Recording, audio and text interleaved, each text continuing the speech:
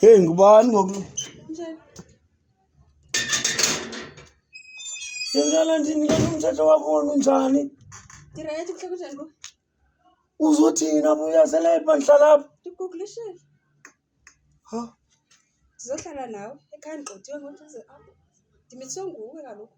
Uzohlala apha. Kahlala noyise. Nalo uzibala mntana uzokhuliswa ngumzali oyi-1. Umntana akhuliswa ngumzali ngabazali bakhe bobabili.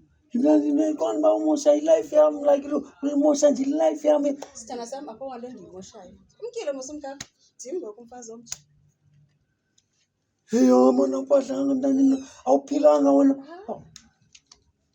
Man ndiyacela makhawa. Yenza ukwazi. Uzohlala njani apha kodwa uyazi wanithathile? Umkile umfazi wakho. Ndiyayazi loo nto leyo. Umkile umkakho. Dimgogo khoyo. Ndimfazi omtsha. Yho awupadlanga wena awuphilanga. Comment bendiyena because umama